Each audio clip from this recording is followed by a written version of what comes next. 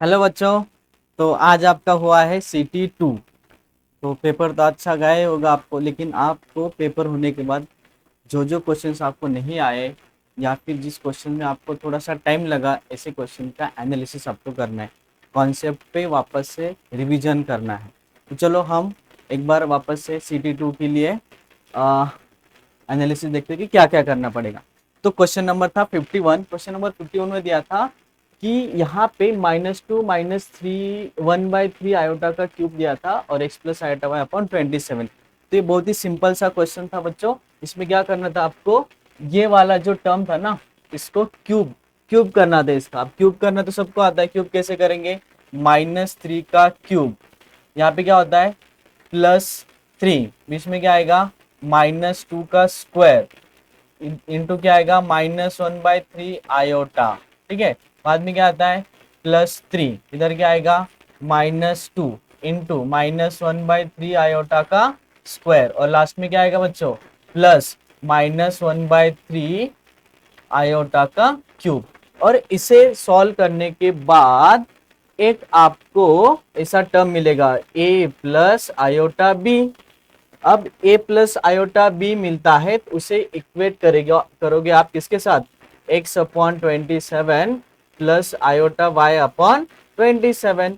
तो इससे आपको क्या मिलेगी, x एंड y की वैल्यू मिलेगी, और x एंड y की वैल्यू मिलने के बाद आपको बस क्या करना है, इसका सब्ट्रैक्शन करना है। y-6, ध्यान रखो y-6, ये तो गलती से हमसे क्या होता है, हम x माइनस वाई कर देते हैं। ठीक है, चलो नेक्स्ट क्वेश्चन पर आते हैं। नेक्स्ट क्वेश्चन था इनइक्वालिटी है इसमें मॉड्यूलस के साथ और कॉम्प्लेक्स नंबर, z क्या होगा कॉम्प्लेक्स नंबर। तो क्या करोगे बच्चों, यहाँ पे मॉड लेना है। जब भी इक्वेशन या इनइक्वालिटी वाला क्वेश्चन आता है तो सबसे पहले आपने क्या करना है, बस आपको करना है x प्लस वाई आयोटा का substitution at the place of z। z की जगह पे क्या पुट करोगे, x प्लस वाई आयोटा, और मॉड निकाल लो, इनइक्वालिटी सॉल्व करो, आपको इसमें से आपको एक आंसर मिल जाए। ठीक है, चलो फिर नेक्स्ट। हाँ, तो ये जो क्वेश्चन है, इस क्वेश्चन को आपको देखो कैसे सॉल्व करना है। 1 plus cos pi upon 8 plus iota sine pi upon 8, इसका होल पावर 8 है बच्चों। क्या है, होल पावर 8। इसमें थोड़ा सा आपको टाइम देना पड़ेगा, आंसर आ जाएगा आपका। क्या करना है, ठीक है देखो,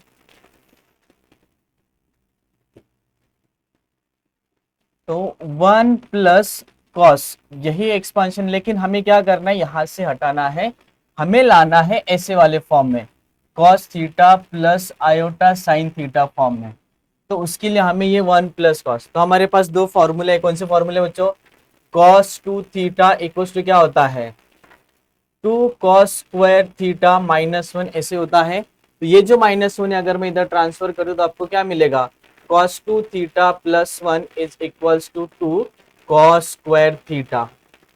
ठीक है, क्या आएगा 2 कॉस स्क्वायर थीटा आ जाएगा। लेकिन हमारे पास यहाँ पे π/8 है, तो हमें पता है क्या करना होता है। तो अगर इसके जगह पे cos थीटा प्लस 1 होगा तो हम क्या करेंगे, 2 कॉस स्क्वायर थीटा बाय 2 करेंगे। क्या करेंगे बच्चों, 2 कॉस स्क्वायर थीटा बाय 2 करेंगे। क्या करेंगे, 2 कॉस स्क्वायर थीटा बाय 2 कर लेंगे। तो यहाँ पे मैंने लिखा इसकी जगह पे, क्या लिखा मैंने, 2 कॉस स्क्वायर थीटा बाय 2 की जगह पे क्या आएगा, फिर पाई अपॉन 16 आएगा, प्लस आयोटा साइन को लिख सकते हैं हम sign pi upon 16 into cos pi upon 16। क्या लिख सकते हैं इसको, साइन पाई अपॉन 16 लिख सकते हैं। लेकिन उसके लिए क्या करना पड़ेगा, सामने 2 लाना पड़ेगा। क्या लाना पड़ेगा बच्चों, सामने 2। यहाँ पे क्या आएगा, 2 आएगा, ध्यान से भूलना नहीं है, यहाँ पे क्या आएगा 2। सेम आपको यहाँ पे भी करना है बच्चों, सेम आपको क्या करना है, यहाँ पे भी करना है। यहाँ पे करोगे तो क्या आएगा, यहाँ पे आएगा 2 cos square pi upon 16 minus iota 2 sign pi upon 16 into cos pi upon 16। तो क्या करोगे, 2 कॉमन करो, कैंसिल करो, कॉस स्क्वायर पाई बाय 16 यहां से और यहां से, यहां से देखो कॉस स्क्वायर है और यहाँ से cos square cos pi by 16 है, यहाँ पे भी cos पाई बाय 16 है, ये वाला cos पाई बाय 16 और ये वाला cos पाई बाय 16 हम कॉमन करेंगे। तो कॉमन करेंगे तो क्या आएगा बाहर, cos स्क्वायर पाई बाय 16, तो कैंसिल हो गया। तो क्या बचा, क्या बचा है, ऊपर बचेगा cos square pi upon 16 plus iota sine pi upon 16 whole divide by, यहाँ पे क्या करना है, cos पाई अपॉन 16 स्क्वायर नहीं आएगा, करेक्ट करेक्ट, ये स्क्वायर नहीं आएगा, प्लस आगे क्या करना है, आयोटा साइन पाई अपॉन 16, लेकिन यहाँ पे देखो ध्यान से, ये माइनस है, ये क्या है, माइनस है बच्चों, इसका होल पावर कितना दिया हुआ है, होल पावर दिया हुआ है 8। अब आपको पता है कोई भी कॉम्प्लेक्स नंबर अगर ऐसे फॉर्म में है तो मैं इसको लिख सकता हूँ ई के पावर में आयोटा थीटा, क्या लिख सकते हैं हम, ई के पावर में आयोटा थीटा लिख सकते हैं। तो अब आगे क्या करेंगे, फिर इसको लिखेंगे हम ई के पावर में आयोटा इंटू पाई बाय कितना 16 डिवाइडेड बाय, यहाँ पे माइनस है तो ई के पावर में आयोटा माइनस पाई बाय 16 आएगा बच्चों, बराबर है। होल पावर कितना होगा बच्चों 8, होल पावर 8 होने के बाद आगे क्या करेंगे, ये ऊपर जाएगा प्लस होगा, तो ई के पावर में आयोटा प्लस करेंगे तो 2 पाई बाय 16, 2 पाई बाय 16 का पावर 8, ये आ रहा है ई के पावर में आयोटा पाई। और आपको पता है आगे क्या करना है, थीटा की जगह पे पाई रख दो, थीटा की जगह पे क्या रख दे हम, पाई। तो अगर हम थीटा की जगह पे यानी cos पाई रख देंगे प्लस आयोटा साइन पाई रख देंगे तो साइन पाई पे होगा 0 और cos की वैल्यू आएगी बच्चों -1। ओके, चलो नेक्स्ट क्वेश्चन नंबर 54। 54 में क्या दिया है, आर्गुमेंट वाला क्वेश्चन है बच्चों। आर्गुमेंट की कॉन्सेप्ट आपको पता है, z की जगह पे क्या लिखना है, z की जगह पे लिखोगे x plus y iota, z की जगह पे क्या लिखोगे x प्लस वाई आयोटा, और x की जगह पे z की जगह पे लिखना है x plus y iota -2 whole divide by x plus y iota +2, और यहाँ पे था आर्ग्यूमेंट, और आर्ग्यूमेंट पता है आपको क्या होता है, एंगल इक्वल टू कितना दिया हुआ है पाई बाय 6। तो आपको पता है आर्ग्यूमेंट यानी tan, इधर आके क्या बनेगा फिर बच्चों tan पाई बाय 6, और यहाँ पे लिख देंगे फिर x plus y iota, standard form लिखो इसका x -2 into plus y iota whole divide by क्या लिखेंगे x +2 प्लस वाई आयोटा। बाकी आपको आगे सॉल्व करना, ठीक है। तो लोकस ऑफ जेड यानी क्या होता है, आपको इस इक्वेशन को सॉल्व करना है, क्या करना है, इस इक्वेशन को सॉल्व करना है। इक्वेशन को सॉल्व करोगे तो आपको एक इक्वेशन मिलेगा, इसको सॉल्व करोगे तो आपको एक इक्वेशन मिलेगा, और वो इक्वेशन आपको इसमें से कोई एक लोकस दे देगा, ठीक है। अब आगे सेम यहाँ पे भी बच्चों क्या करना है, क्या करेंगे, दोनों में बेस सेम है, दोनों में क्या है बेस सेम है, तो इसको इधर ट्रांसफर करो, ट्रांसफर करोगे तो इनइक्वालिटी चेंज हो जाएगा। सेम वही z की जगह पे पुट करोगे, z की जगह पे क्या पुट करोगे, z भी रखा तो भी चलेगा, या z को रिप्लेस कर सकते हो x प्लस वाई आयोटा से, ठीक है। अब आगे क्या है, m1 m2 m3 and m4 respectively denote the modulus. क्या होता है मॉड्यूलस, मॉड्यूलस दिया हुआ है ऑफ कॉम्प्लेक्स नंबर। पहला कॉम्प्लेक्स नंबर क्या बच्चों, let consider z1 equals to 1 plus 4 iota, z2 equals to क्या दिया हुआ है, z2 इक्वल्स टू दिया हुआ है, यहाँ पे लिखता हूँ z1 equals to 1 plus 4 iota, इसका मॉड कितना आएगा फिर, mod of z1 equals to mod क्या होता है अंडर स्क्वायर रूट, इन दोनों का आएगा 17, कितना आएगा 17। अब मॉड ऑफ z2 क्या है 3 प्लस i है, इक्वल्स टू क्या आएगा फिर मॉड ऑफ z2, मॉड यानी डिस्टेंस फ्रॉम ओरिजिन बोल सकते हो या फिर लेंथ बोल सकते हो, कितना आएगा ये 3 का square 9 plus 1 √10, mod of z3 बताओ कितना आएगा, मॉड ऑफ z3 यानी 1 प्लस आयोटा, 1 माइनस आयोटा है ना, तो यहाँ पे आएगा 2 बच्चों। मॉड ऑफ z4 यानी अंडर स्क्वायर रूट 2 का स्क्वायर 4 प्लस 3 का स्क्वायर 9, क्या आएगा 13। तो आप बोलो क्या आएगा, सबसे बड़ा क्या है z1, सबसे बड़ा क्या है z1 यानी m1, सबसे बड़ा कौन था बच्चों z1 यानी m1, बराबर दिया हुआ है। सेकेंड लास्ट नंबर पे आएगा Z4, तो ये भी बराबर दिया है। देन आएगा √10 यानी Z2 and Z3। Very good. तो क्वेश्चन नंबर 56 का आंसर थर्ड आएगा। आगे बहुत ही बढ़िया सा, छोटा सा लेकिन बढ़िया सा क्वेश्चन है। क्वेश्चन में दिया हुआ है बच्चों, x plus 1/x equal to cos theta, then the x is equals to. तो क्या करना है, इसे एज अ इक्वेशन सॉल्व करो। 1/x है ना, इक्वल्स टू 2 कॉस थीटा दिया हुआ है। तो क्या करना है, थ्रू आउट x से मल्टीप्लाई करो तो आपको मिलेगा x² minus 2x cos theta plus 1 is equals to 0। इसे कंपेयर करेंगे क्वाड्रेटिक इक्वेशन के साथ, तो x a equals to 1, b equals to minus 2 cos theta मिल गया एंड c इक्वल्स टू 1 मिल गया बच्चों। By using the quadratic equation formula we know that x equals to क्या होगा, प्लस और माइनस, माइनस b प्लस और minus under root discriminant upon 2a। तो इस फॉर्मूले का यूज करके आपको ये सॉल्व करना है। तो क्या करोगे, x equals to minus B की जगह पे माइनस माइनस 2 कॉस थीटा आ जाएगा, प्लस और minus under square root. Under square root में क्या लिखना है, अंडर स्क्वायर रूट में लिखना है बी स्क्वायर माइनस 4। इसी बी स्क्वायर की जगह पे क्या आएगा बच्चों, 4 cos square theta minus 4 whole divide by 2। तो यहां से 2 cos theta as it is रहेगा, लेकिन प्लस और माइनस 2 बाहर आएगा। अंडर स्क्वायर रूट में कॉस स्क्वायर थीटा माइनस 1 क्या होता है, cos square theta minus 1 equals to sine square theta. तो यहाँ पे बचेगा बच्चों साइन थीटा, लेकिन ये माइनस में आएगा इसलिए यहाँ पे लगेगा बच्चों आइटा। ये क्या है, 4 बाहर लिया तो 2 आएगा, under square root cos square theta minus 1। तो -1 माइनस कॉस स्क्वायर होना चाहिए ना, तो हमें माइनस लगेगा वहां पे, इसलिए यहाँ पे लगना चाहिए आयोटा डिवाइड बाय 2। 2 कॉमन करके कैंसिल हो जाएगा, कॉस थीटा प्लस और minus iota sine theta will be the correct answer. Good, question answer third होगा इसका। Then question number 58। अब क्वेश्चन नंबर 58 में क्या बोला है,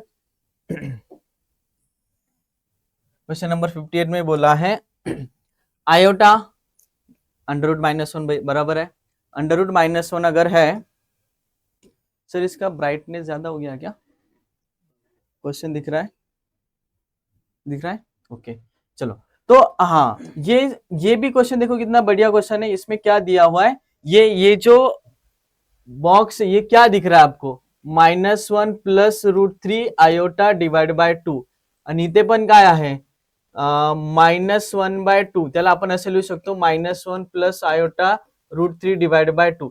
हे काय आहे, हे ओमेगा आहे, हे पण काय आहे ओमेगा आहे। म्हणजे तुम्ही हे जे इक्वेशन आहे या इक्वेशनला डायरेक्टली काय कन्वर्ट करणार, 4 + 5 ओमेगा का पावर 334 प्लस 3 इंटू ओमेगा का पावर 365। आगे आपको पता है क्या करना है, ओमेगा का क्यूब 1, ठीक है ना। तो चलो जो रिमेनिंग बचेगा उसमें पुट कर दो, आपका आंसर आपको मिल जाएगा। अगेन ये तो आपका फेवरेट क्वेश्चन है। यहां पे बोला है कि ये प्योरली इमेजिनरी नंबर है। कौन सा नंबर है, प्योरली इमेजिनरी। जब प्योरली इमेजिनरी होता है बच्चों, तो REZ इक्वल टू क्या होता है, 0 होता है।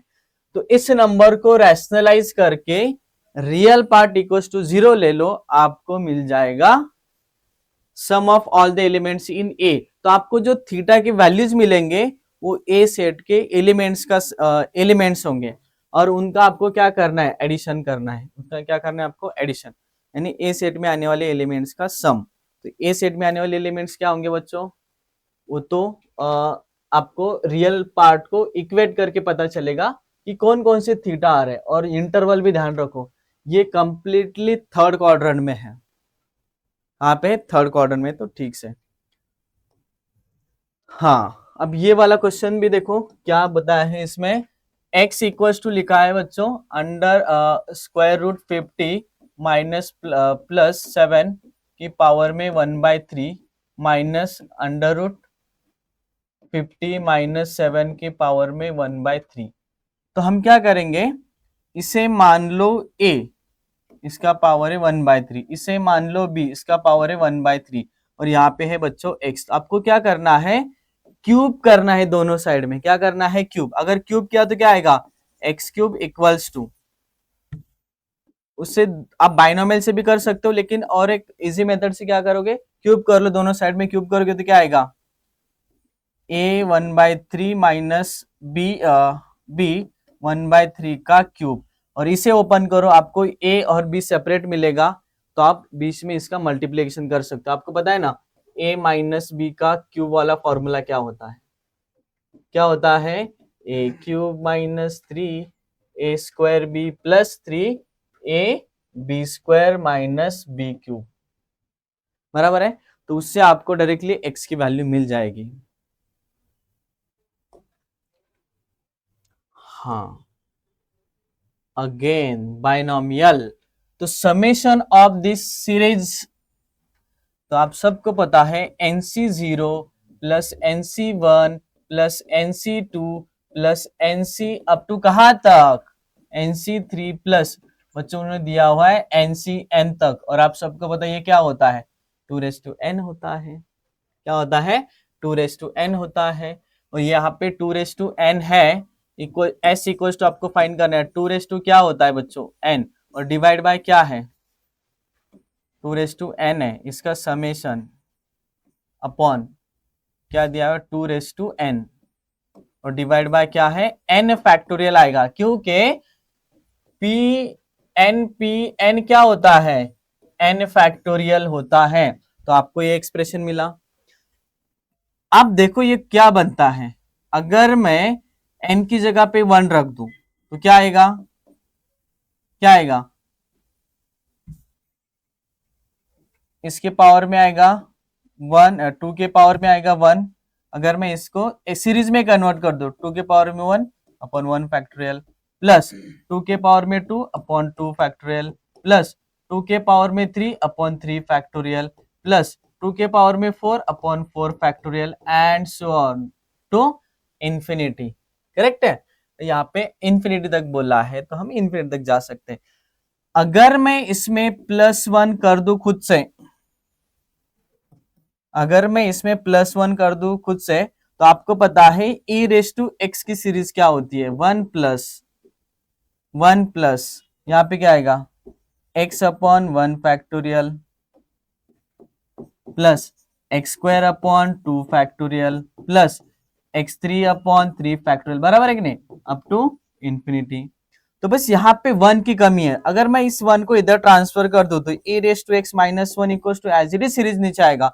बस अगर आप इसको कंपेयर करोगे तो x की वैल्यू कौन ले रहा है, 2 ले रहा है, तो इसको हम करेंगे 2 से रिप्लेस। तो ये क्या बन जाएगा बच्चों, ये बनेगा e⁻² माइनस 1। तो answer second will be the correct answer. Then x⁴ occurs in the rth term in expansion of, इस एक्सपांशन में आपको क्या करना है, 4x⁴ occur in rth term. तो कौन से टर्म में वो मिल रहा है आपको, कौन, x का पावर 4। आपको पता है इसका जनरल टर्म क्या होता है बच्चों, जनरल टर्म आपको पता है, जनरल टर्म होता है NCR, फर्स्ट टर्म के पावर में n minus r into second term के पावर में r, अगर x प्लस वाई का बाइनोमियल है तो यहाँ पे क्या लिखेंगे, n यानी 15 c, r हमें पता नहीं है, rth टर्म पूछा है ना, तो हम यहाँ से पहले हमारा जो जनरल r होता है वो फाइंड आउट कर लेंगे। तो यहाँ पे क्या करना है, फिर x की पावर में क्या आएगा, पहले से 4 था, यहाँ पे आएगा 15 माइनस r, बराबर है, इंटू सेकेंड टर्म क्या है 1 अपॉन एक्स की पावर में 1 अपॉन एक्स की पावर में 3 का होल पावर आएगा r। तो हमें क्या करना है, x का पावर 4 निकालना है। तो ये 15 cr, यहाँ पे दोनों x को हम सिंप्लीफाई कर लेते हैं, x की पावर में 15 minus r divided by 4 into 1 upon x की पावर में 3r, ठीक है, x की पावर में 3r। तो क्या करना पड़ेगा, यहाँ पे x को सिंप्लीफाई कर लेते, 15cr, x ऊपर जाएगा तो पावर इसका निगेटिव बनेगा, पावर निगेटिव बनेगा, यानी x की पावर में 15 minus r whole divide by 4 minus 3r। तो हमें क्या करना है, ये जो इसका पावर है इसको इक्वल टू 4 करना है। तो 15 minus r divided by 4 minus 3r is equal to 4 लेंगे हम डायरेक्टली। 4 लेकर ये सिंप्लीफाई करो, 15 minus r minus 12r is equals to 16।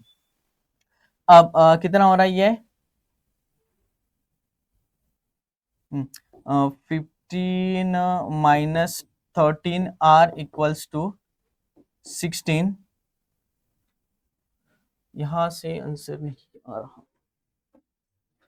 15 minus are, ओ ये मल्टीप्लीकेशन नहीं डिवीजन है, डिवीजन नहीं है मल्टीप्लीकेशन है।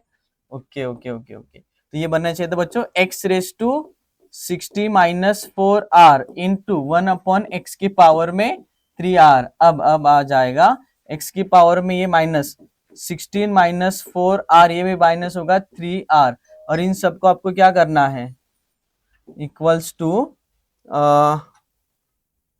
15 इंटू 460 इंटू 460 60, तो ये यहाँ पे होगा 60 माइनस 4r माइनस 3r,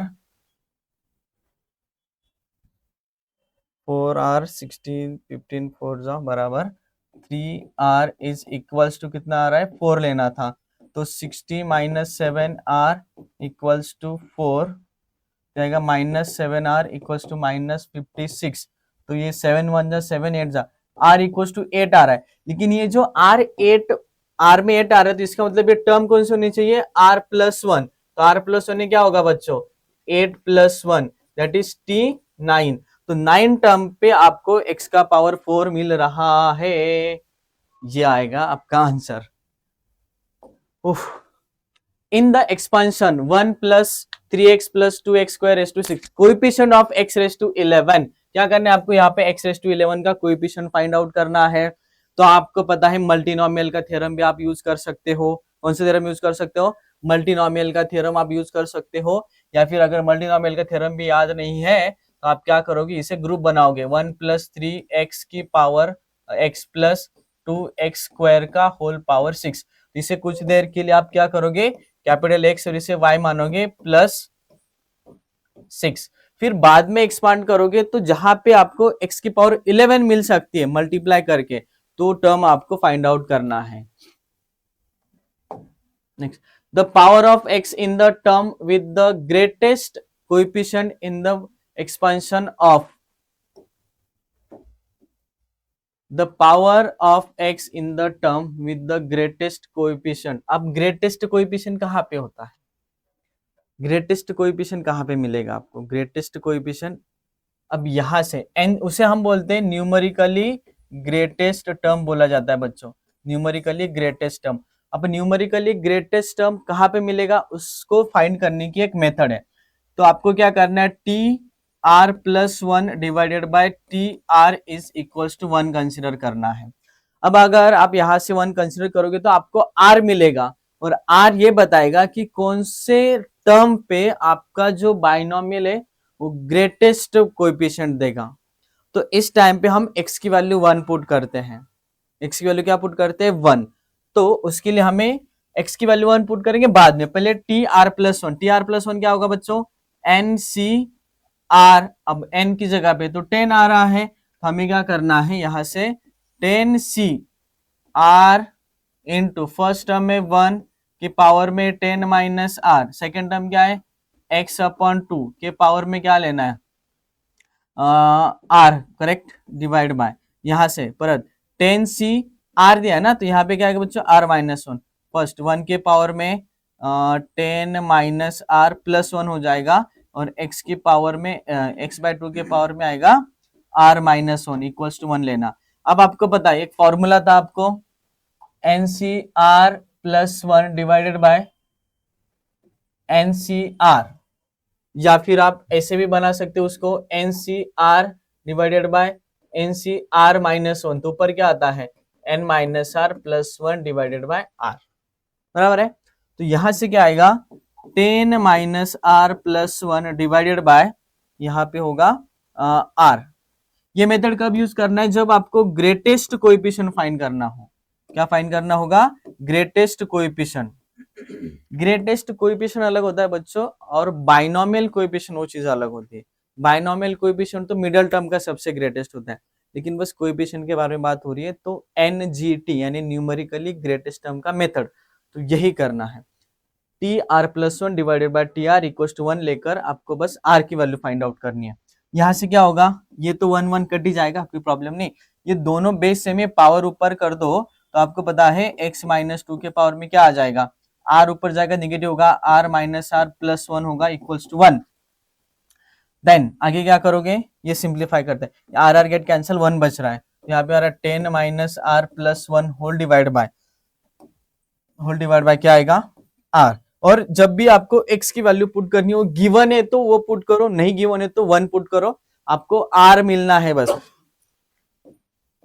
तो x की जगह पे 1 पुट कर दिया, 1/2 इक्वल्स टू है 1। तो आप क्या करोगे, 10 minus r plus one divided by 2r is equals to 1। तो क्या आ रहा है 9 माइनस आर इक्वल्स टू 2 आ रहा है बच्चों, तो 2r सॉरी, तो यहां से 9 equals to 2r, 9 is equals to 3r, तो r इक्वल्स टू कितना आ रहा है 3, तो r इक्वल्स टू 3। ठीक है।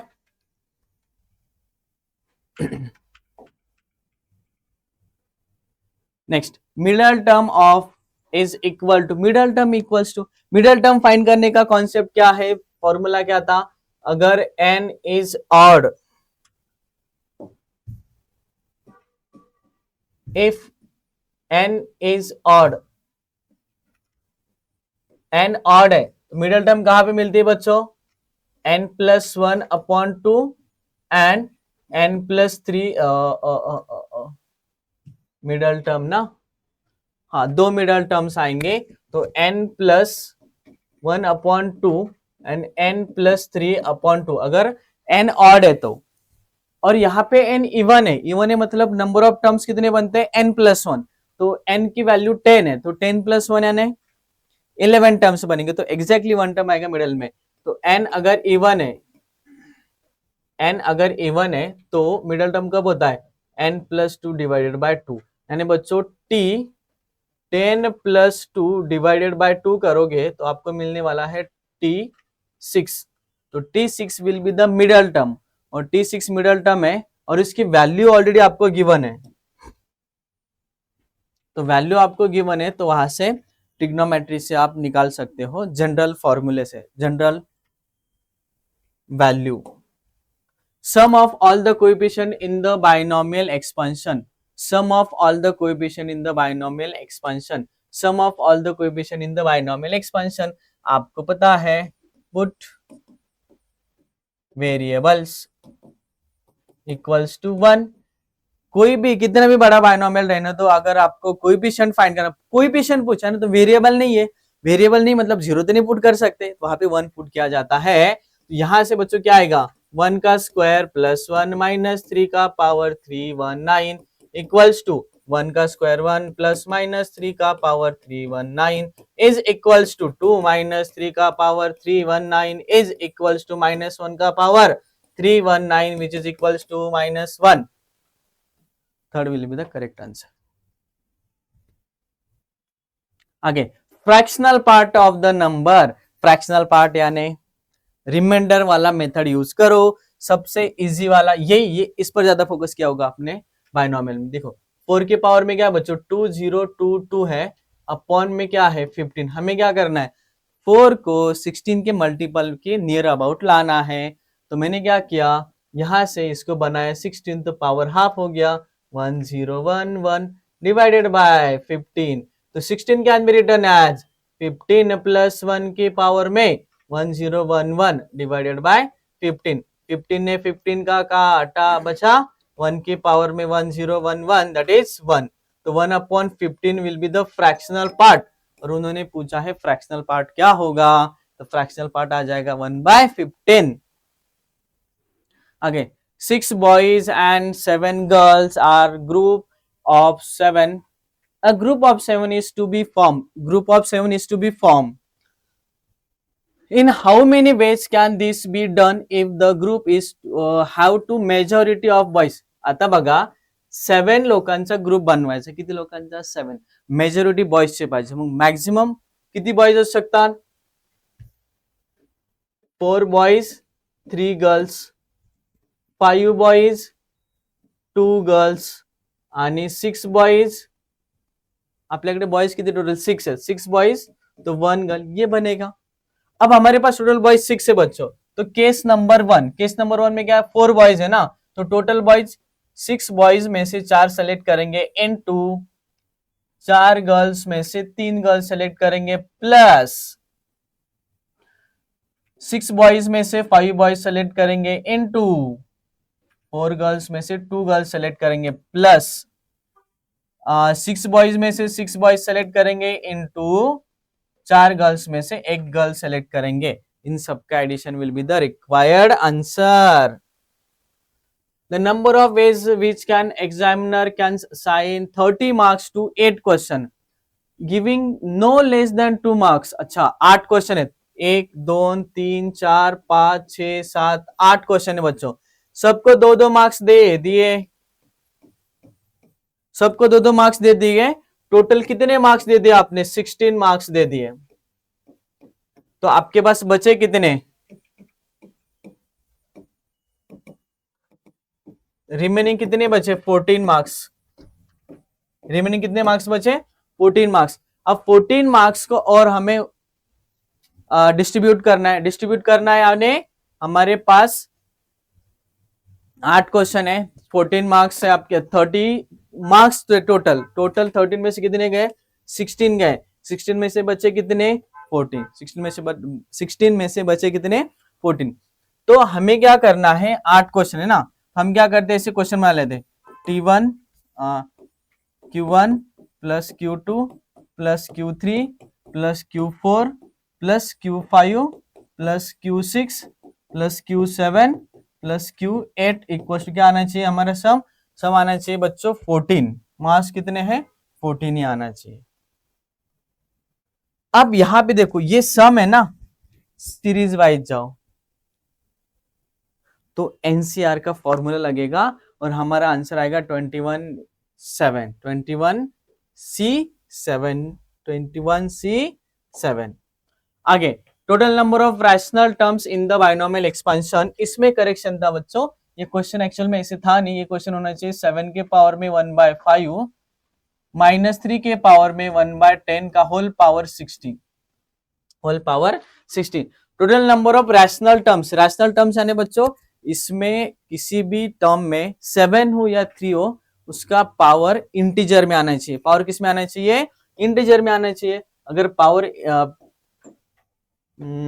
पावर इंटीजर में आने के लिए क्या करेंगे? फिर हम करेंगे एनसीआर का फॉर्मूला 60CR. देन 7 की पावर में 1/5 का होल पावर कितना आएगा? 60 माइनस R इंटू 3 माइनस 3 के पावर में 1/10 पहले से था, यहां पे लिखेंगे R. अब आगे 60CR 7 की पावर में क्या आएगा? 60 minus R divided by 5 into minus 3 के पावर में क्या आएगा बच्चों? R upon 10. R अपॉन क्या आएगा? 10. अगर ये है तो ध्यान रखना अब हमारे पास R की डोमेन वाली वैल्यू क्या हो सकती है? R 1 से लेकर 60 तक कुछ भी हो सकता है, लेकिन 7 का जो पावर है वो है 60 minus R divided by 5 and 3 का जो पावर है वो है R अपॉन 10. हमें क्या करना है? रैशनल टर्म फाइंड आउट करने के लिए पावर इंटीजर लाना है. अगर पावर इंटीजर लाना है तो ये वाला जो पावर था 7 का वो भी इंटीजर आना चाहिए. अभी इंटीजर कब आएगा बच्चों? जब मैं R की जगह पे कुछ वैल्यूज पुट करूंगा.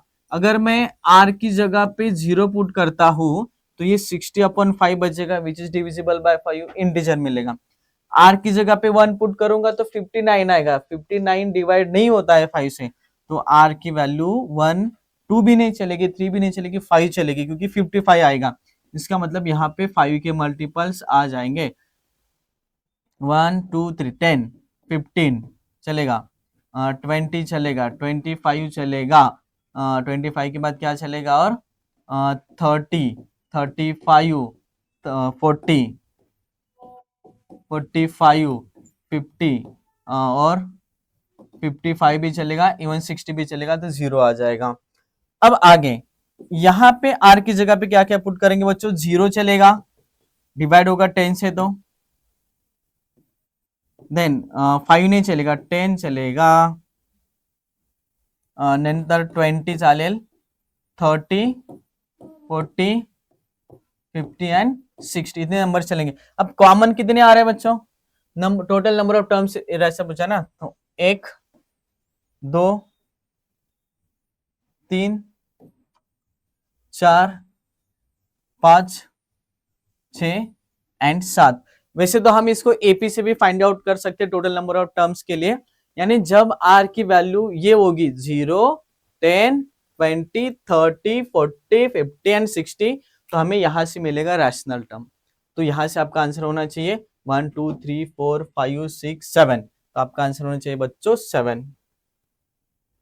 नहीं, हमें फाइंड किया total number of irrational terms in the binomial expansion, total number of binomial expansion, total number of terms. हाँ, आपको एन फाइंड आउट करना है, तो इसको एपी बना लो, आपको आर मिल जाएगा, क्या मिल जाएगा आपको, आर। नेक्स्ट, हाँ, अब यहाँ पे आर स्क्वायर है बच्चों, यहाँ पे क्या है, आर स्क्वायर है, और यहाँ पे 23 यहाँ पे आर है। इसको सॉल्व करने का तरीका ये है कि आप क्या करो, इसे summation of r equals to 0 से लेकर 23, यहाँ पे क्या आएगा, आर स्क्वायर है, तो क्या करो, 23, 2023 डिवाइड बाय आर, और यहाँ पे क्या बचेगा, 2022 सी आर माइनस 1, यहां से एक एक आर कटेगा, तो क्या बचेगा बच्चों, आर बचेगा। तो यहाँ पे बाइनोमियल कोएफिशिएंट के प्रॉपर्टीज यूज करके आपको ये 23 मिलने वाला है। Summation of r equal to 0 से लेकर 2023, यहाँ पे क्या बचा, r into 2023 into 2022 c r minus 1, r minus 1। फिर आपको आर को आर में +1 -1 करके इसे स्प्लिट करना है, और बाइनोमियल कोएफिशिएंट के प्रॉपर्टीज का यूज करना है, आपको अल्फा की वैल्यू मिल जाएगी। ओके, एंड 73 नंबर का क्वेश्चन में क्या है, इसमें है alpha 1 into alpha +1 into beta +1। तो ये बच्चों सिंपल सा क्वेश्चन था, अल्फा इंटू बीटा करो, क्या मिलेगा, alpha into beta, alpha into 1 क्या हो जाएगा, अल्फा, और ये हो जाएगा plus beta +1। Alpha into beta यानी अल्फा ये रहा, ये यहाँ पे है, ये बीटा रहा, ये यहाँ पे। आपको पता है ओमेगा क्यूब कितना होता है, 1, ओमेगा का पावर 5 यानी कितना होगा, ओमेगा स्क्वायर, और यहाँ पे क्या होगा, ओमेगा 3, तो ये क्या आएगा, फिर 1 आएगा। ये सिंपल है। यहाँ पे भी क्या लिख सकते हो, omega plus omega square plus omega, क्योंकि ओमेगा क्यूब तो होता है, कितना होता है ओमेगा क्यूब, ओमेगा क्यूब होता है 1, तो ओमेगा पावर 4 है, तो 1 बच गया। तो ये क्या है एक्चुअल में, ये है 2 ओमेगा प्लस ओमेगा स्क्वायर, तो मल्टीप्लाई करना आपको आता ही है। Next, the number of 7 digit numbers which are multiple of 11 are form by using the all this letters. 11 के मल्टीपल आपको फाइंड आउट करना है। Then number of 4 letter word that can form from the 11 letters of the word. ये भी easy question है, यहाँ पे 11 letters है, 4 लेटर का वर्ड फाइंड करना आपको आता है, एनसीआर या फिर एनपीआर के फॉर्मूले से आप बना सकते हो। तो ये था शॉर्ट में, फास्ट, थोड़ा सा फास्ट फॉरवर्ड हो गया, लेकिन आपको अभी इतना टाइम है भी नहीं आपके पास कि पूरा डिटेल में सॉल्यूशन आप भी सुनो और हम भी आपको बताएं। तो ये CT2 का एक्सप्लेनेशन था, तो आप CT3 के लिए प्रिपेयर हो जाओ। तो मिलते हैं नेक्स्ट एनालिसिस में, तब तक के लिए बाय।